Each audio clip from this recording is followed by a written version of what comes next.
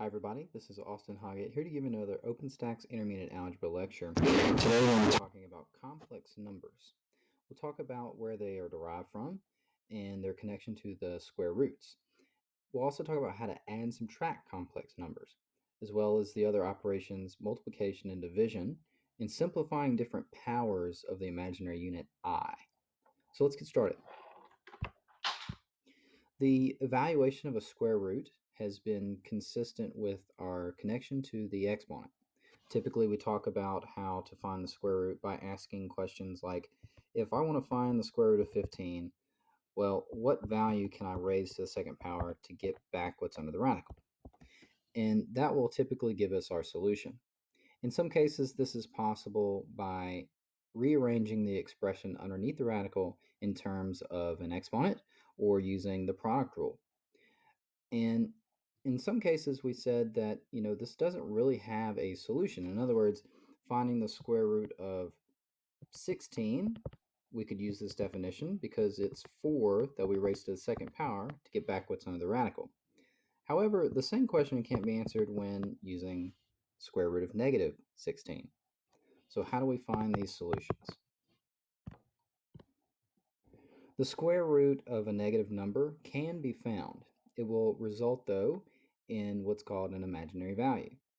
You can see here that the square root of a negative number has an equivalent statement where we write it in the form square root of our expression times the imaginary unit I, which is defined as the square root of negative 1. So in the previous example I gave, the square root of negative 16.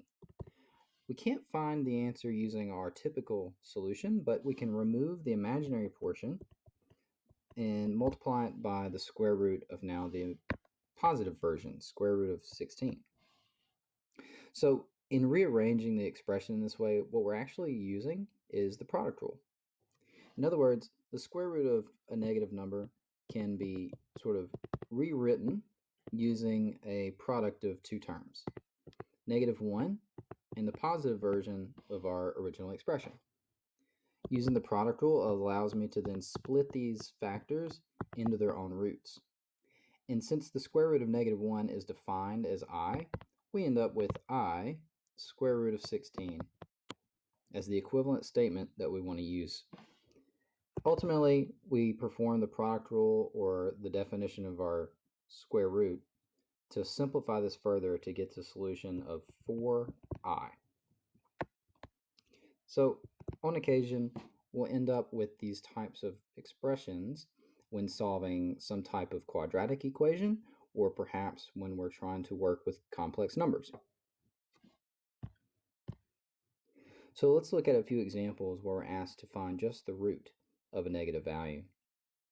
In part A, I'm asked to find the square root of negative 25. And again, I can split this up into two parts. The square root of negative 1 times positive 25 might be one way in which we split these up.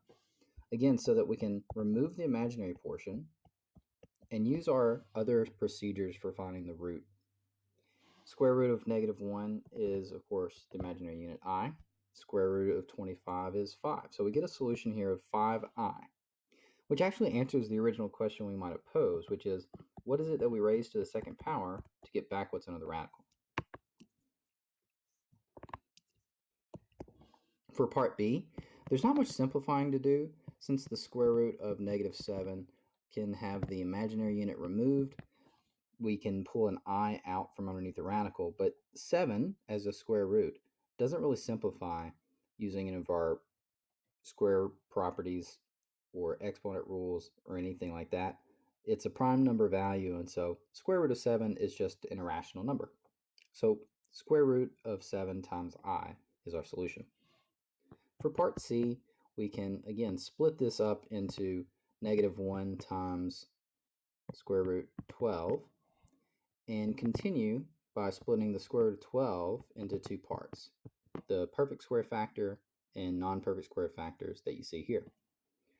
Then we can, again, according to the product rule, simplify and get something like 2I square root of 3 for our solution. There'll be lots of instances where we have to reduce the square root of a negative number first before we perform some other operations like addition, subtraction, multiplication, or division. Let's continue. The actual format of a complex number is important to understand. Here you can see it usually comes in two parts, what's called a real part, which is some numeric value, and an imaginary part, which may involve some type of square root of a negative number, or a simplified version where the imaginary unit is already shown. How do we perform computations with complex numbers? The addition and subtraction of complex numbers works in a very similar manner to adding and subtracting polynomial expressions. For instance, if I wanted to add together 2x plus 3x, we would do so by their coefficients to get 5x. In a similar manner, if I wanted to add two imaginary values together, like 2i plus 3i, I'll do so by their coefficients. And in this example, you can see that we're basically treating the imaginary unit similarly to a variable. Let's look at some other examples though. In this case, it's not quite obvious how to add these two roots together. Normally when we add or subtract like radicals, the expressions underneath the root need to be the same to do so. In this case, we have imaginary numbers because we're talking about the square root of some negative values. First thing we would have to do then is to simplify using either the product rule or removing the imaginary part altogether. So square root of negative 12 really is going to be I times the square root of 12. Similarly, here for our second term, we can pop out the imaginary unit I to remove the negative sign and focus on reducing the square root of 27. Once it's written in this format, we can reduce using the product rule. Square root of 12, similarly to the previous example, is going to split into square root of 4 times square root of 3. Square root of 27 we can split into the square root of 9 times the square root of 3. So again, once I apply my product rule, we'll be able to determine whether or not we can actually even add these together closer to the end of the problem. Not only do the imaginary portions here need to match so that we can claim these are imaginary units that are adding together, but the roots left over, our trash factors, also have to match. You'll notice that our perfect square factors give me coefficients of something like 2i square root of 3 and 3i square root of 3. Because the coefficients here are all that we're adding together, we end up with a solution of 5i square root of 3. So let's look at some other examples where we're adding other than just the imaginary part, but also the real part. Here's some examples that look more akin to the polynomial expressions we saw in previous chapters. The key to understanding how to add and subtract polynomial expressions is similar to that of complex numbers. We treat the entities in the parentheses as one item. So for instance, in part A, I have 4 minus 3i as my first complex number, and I'm adding 5 plus 6i. Really, the only parts that we can combine are those that match. In other words, we can only add together real numbers with real numbers and imaginary numbers with imaginary numbers. This is similar in concept to adding like terms. Only constants can be added together, and only variable terms that have the same index can be added together.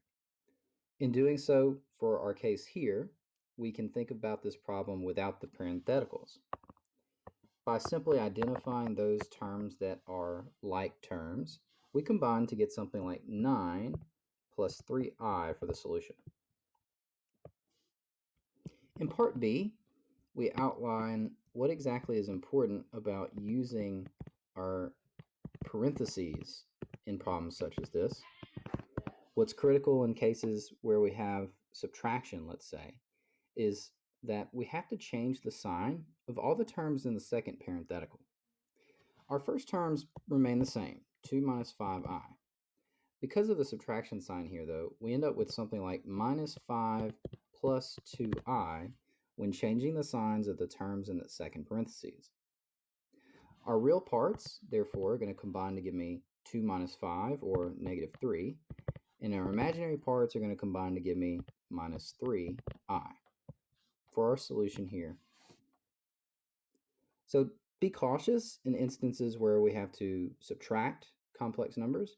We still have to distribute, in a sense, that negative sign to each term before combining our like terms for the solution. When it comes to multiplying complex numbers, it's also a little bit different than you may expect. One important difference for complex numbers is that if we have instances where we're discussing the square root of some number that is negative, and we are multiplying it by another square root that is negative, the product rule actually fails us. We cannot combine these to create some positive value a times b. The negative signs here don't cancel each other out. In other words, the product rule here doesn't work for complex numbers. We'll see some examples of this in just a little bit.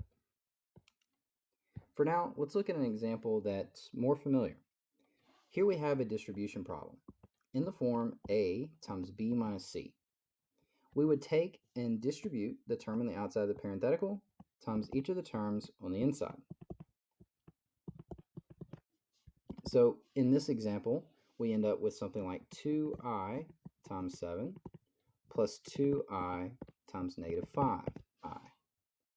Treating our imaginary unit like a variable in this case is a helpful way to think. As we simplify that expression, something like 2 times 7 gives me 14i, but the other pair of terms are going to give me a product of something like negative 10i squared. In other words, in the same way that when we multiply x's together to get x squared, multiplying imaginary units together gives me I squared. Think back to our definition of the imaginary unit. Since I is defined as the square root of negative 1, if we were to square each side, we would get I squared must be equal to just negative 1. In other words, instances where we have an I squared value is going to change the sign of whatever it's being multiplied by, which in this case means our solution is going to be something like 14i minus 10 times negative 1. The proper format of a complex number is a, the real part, plus bi, the imaginary part. On occasion, you'll see me flip these numbers around as I'm writing the solution. For instance here, the product of negative 10 and negative 1 should give me positive 10. And plus 14i gets me to the format. In this example, again, we had a basic distribution. Let's look at another case of multiplication with complex numbers dealing with the FOIL method. In this example, I have the product of two complex numbers, which works similarly to the product of conjugates or the product of binomials that we've seen in previous sections. We apply the FOIL method to get through these problems. I'll take the first term of my first complex number and multiply by each of the terms in the second parentheses. Then we turn around and do the same thing for the second term. So again, we follow the procedure laid out by the FOIL method to do our multiplication. When we go to simplify is when things get a little bit different. So as I write out this distribution pattern, again, I'm paying close attention to exactly what needs to be multiplied without trying to change or shuffle terms around. When I simplify through, I'll start at the left with the product of 3 times 4 being 12. The next term giving me a coefficient of negative 9 times I.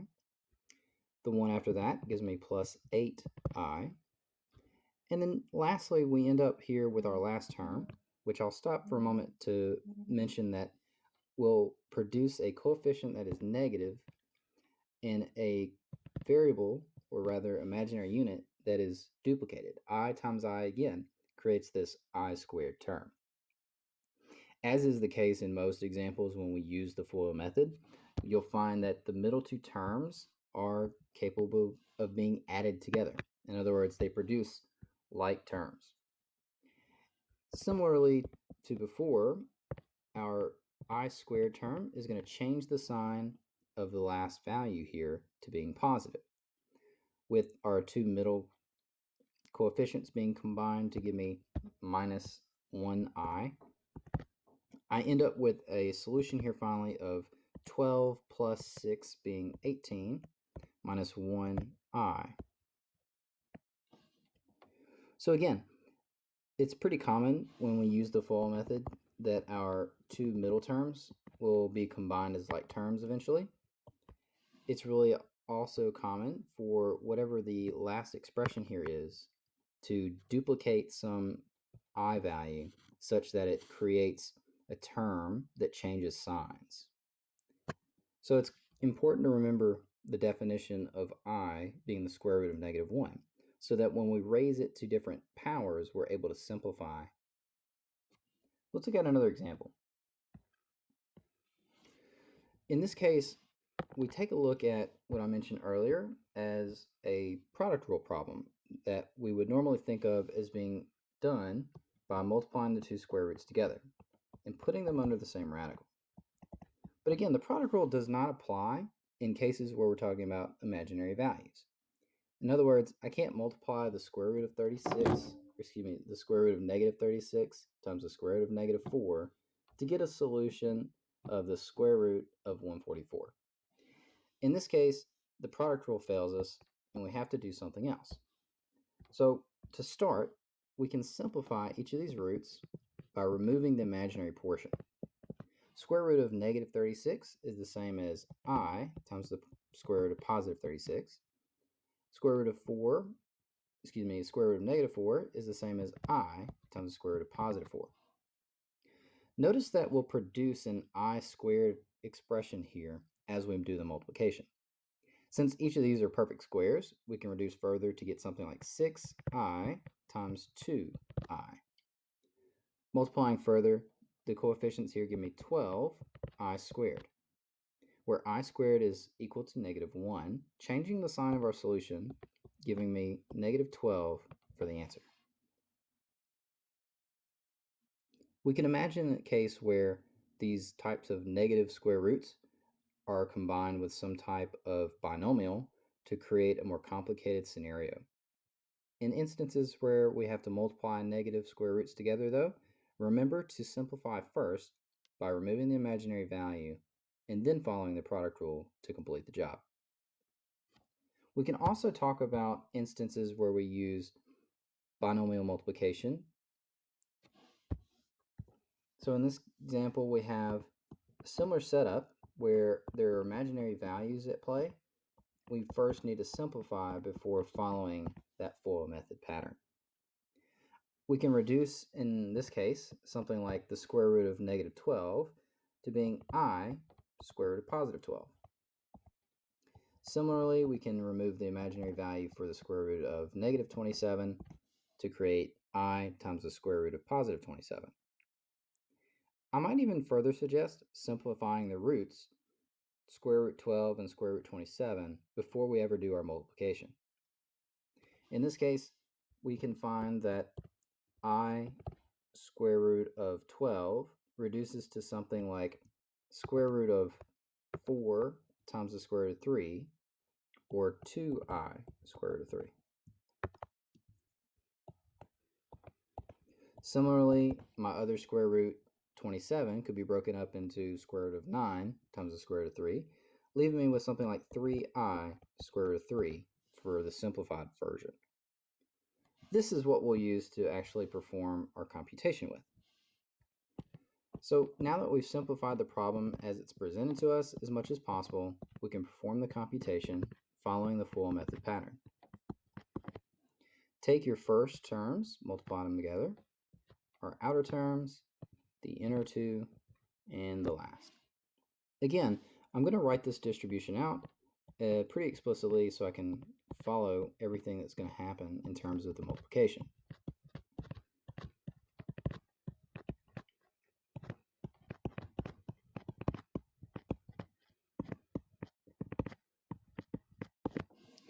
Now we can simplify from left to right, starting with the product here of 3 times 5, which just gives me 15. Our coefficients for the middle two terms, which again are going to be combined because they're going to end up as like radicals, is going to give me something like plus 9I square root of 3 and minus 10I square root of 3. Our last term here, again, is a doozy. We've got coefficients of negative 2 and positive 3 multiplying to give me negative 6. Of course, I times I is going to give me I squared, and the square root of 3 multiplied by itself produces the value 3. We've talked about before, duplicating radicals is similar to raising that radical to an exponent. In other words, by the product rule, square root of 3 times the square root of 3 should give me the square root of 9, which reduces back down to just 3. So let's combine our two middle coefficients here. We end up with 15 minus I square root of 3. Our last term here is going to be negative 6 times negative 1 times positive 3. With our first and last terms now becoming just numeric values, I end up with something like 15 plus 18. For a solution here finally of 33 minus 1I square root of 3. So as odd as it may seem, the product here of our two binomials ends up with, again, some complex number for the solution. We can also take advantage of some of our special product patterns that we've seen before. For instance, this matches to the form a plus b raised to the second, which should have a solution of a squared plus 2ab plus b squared. Recognizing that 3 is my a value and 2i is my b value, the solution for the product here will be 3 raised to the second plus 2 times 3 times 2i plus 2i raised to the second power. Continuing with simplification here, we get 3 squared is 9. Our middle coefficient here will be 2 times 6, so 12i. And we'll raise both of the terms here to the second power. So 2 squared gives me 4, and of course I squared will end up changing the sign of that term. With 9 and 4 being combined, we get a solution here of 5 plus 12i. Let's look at one more example where we use not one of these binomial sum patterns, but the product of conjugates pattern. The product of conjugates comes into play here as well and serves for a way to find the product of these conjugates that produce a positive sum of squares as opposed to a difference of squares. The reason being the I value involved. When we raise I to the second power, it changes our sign. And so the particulars of this product pattern change slightly, such that we don't get a difference of squares, but now a sum of squares. Let's take a look at how this is done now. In this case, we'll start with the FOIL pattern to demonstrate how the signs can be changed even though the distribution pattern is the same. The product here of 8 times 8, 8 times 2i, negative 2i times 8, and negative 2i plus 2i. This reveals what will occur as we go through the process of using the special product rules. My two coefficients in the middle here will cancel each other out, and all I'm left with is 8 times 8, which is 8 squared, and what looks to be a difference of squares. However, what you'll notice is that by squaring each of the terms 2i, I get a sign change for my middle term. And so ultimately we're left with 64 plus 4, or the numeric value 68, when we finish the problem. Interestingly, what occurs when we multiply complex conjugates together is we end up with just a numeric value. This comes in handy when we start talking about how to do division of complex numbers. Dividing complex numbers is similar to rationalization. In previous sections, we said that an expression like 1 over the square root of 2 has an equivalent statement like square root of 2 over 2. And the way that we would arrive at this equivalent expression is to multiply by something that creates a perfect square in the denominator and eliminates that root from the denominator value. In our case, we said for two terms in the denominator that we could use something like the conjugate of our denominator. And so for an example like this, we would produce a conjugate like x minus the square root of 2 as our multiplier. The product of conjugates in the denominator will also come in handy for cases where we're using complex numbers as opposed to just regular radicals. But remember, a complex number can be in the form of an actual square root, like square root of -7, or it could come in the form of a numeric value and an imaginary unit. So either way, we'll still have to recognize the complex number as having an imaginary and a real part to come up with the conjugate. Let's look at some examples. What we'll find is that it's necessary to write the numerator and denominator in standard form, or at least recognize what the standard form should be, even if the expression only has one term. Then we'll multiply the complex conjugate by both the numerator and denominator, simplifying everything along the way. Here's our first example. I'm asked to divide 5 plus 3i by 4i. In this case, I'll start by recognizing what the conjugate of my denominator expression would be. Another way to write this, in the denominator at least, is 0 plus 4i. The real part, in other words, is missing, and all we have is the imaginary portion. So what would be the conjugate? Our conjugate in this case is going to be 0 minus 4i.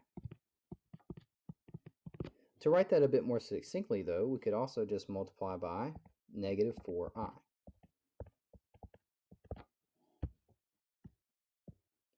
So when it comes to the denominator, what we'll have is a difference of squares, in a sense. We would have 0 squared minus -4i squared. We'll have lots of sign changes in this case that create us a simple numeric value. We could also use the simple version that we have written in the denominator and multiply together something like +4 and -4 yields -16, I times I giving me I squared. In the numerator, we'll have -4i multiplied by distribution 5 plus 3i. Looking at the denominator, again my I squared value changes to -1, flipping the sign, resulting in a numeric value like 16. By distribution in the numerator, I get -4i times 5 is -20i. -4i times 3i gives me -12i squared. So in this instance, when we simplify a bit, my numerator expression stays -20i, but we get plus 12 when we change the sign of that second term.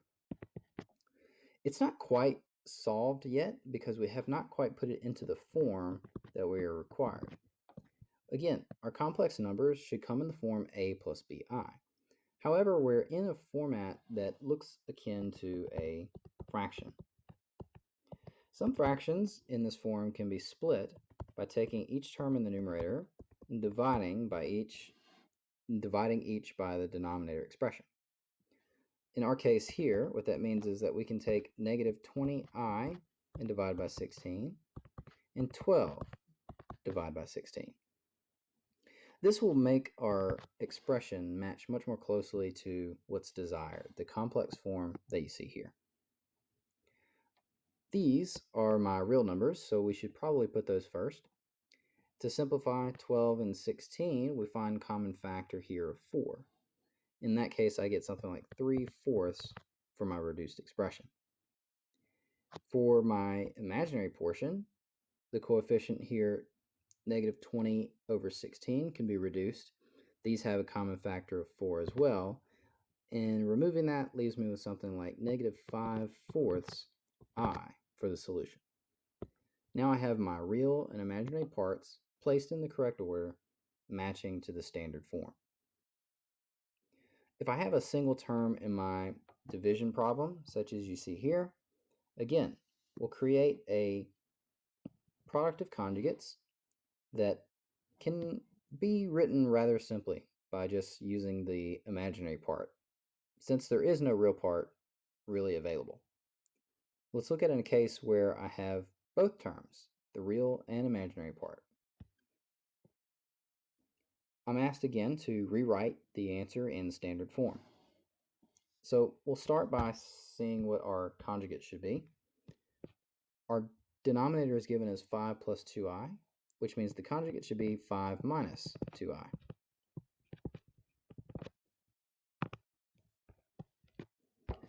In the numerator, we end up again with a distribution of sorts, negative 3 times the complex number, 5 minus 2i. And for my denominator, I end up again with 5 squared plus 2i squared. By distribution in the numerator, we get negative 3 times 5 is going to be negative 15. Negative 3 times negative 2i will give me plus 6i. In the denominator, we end up with 25 plus 4i squared. Since I squared will make this a negative value, we get 25 minus 4 is 21. And we're left with a similar type issue with our solution. It's not quite in the form a plus bi. Again, we can take and split the numerator into two parts. Negative 15 over 21 plus 6i over 21. By reduction here, our common factor of 3 can be removed, leaving me with negative 5/7 plus 2/7 I. So the complex solution in this case is even uglier than you might expect because it involves fractions, but there is our solution. Remember to recall the definition of I as the square root of negative 1 for these types of problems so that you're not confused when you see these duplicated values of I show up. Speaking of which, let's look at how to simplify examples where we go even further. Like, what's the value of I cubed? Or even further, I to the 27th? How can I raise I to more and more complicated exponents? When we simplify powers of I, we take advantage of a specific pattern that shows up. Here you can see the first four instances, I to the first, second, third, and fourth powers. Obviously, I to the first power is just I. We've talked about I squared being negative 1. Notice in the cases where we increase the exponent, we start by revision of that expression using some exponent rules. In other words, we can factor I squareds out of whatever our given term is. Why would we take advantage of this? What we would like to identify is how to rewrite our expression, no matter what the exponent is, in two parts. If it's even, we'd like to split it into two parts such that we can rewrite the term as a square value. If it's an odd exponent, we'll peel off one of the imaginary units and then do the same thing. So let's look at a visual example here. Again, if I extended this list, we would notice that the pattern repeats over and over again. I to the ninth is just I. I to the 10th power is negative 1. I to the 11th is negative I. I to the 12th power is 1. Instead of asking what is I to the 86 and working out the sort of pattern repeatedly and trying to count your way to what this value should be, we can revise how it's written using some exponent rules. Since 86 is even, another way to write this expression is I to the 2 times 43. One of our exponent rules allows us to rewrite this as I squared raised to the 43rd power. In this case, we can replace I squared with negative 1. And it's easy to see now, if we raise negative 1 to an odd number of exponents, that there'll be an odd number of negative signs, resulting in a negative 1 for the solution. It's this initial process where we revise the number as something written in the form I squared to another power that allows us to make quicker work of these problems. In instances where our expression is not something that can be split in half and written as a square term, we would factor off at least one I to make it such. In this case, I to the 75th could be rewritten as I to the 74th power times I.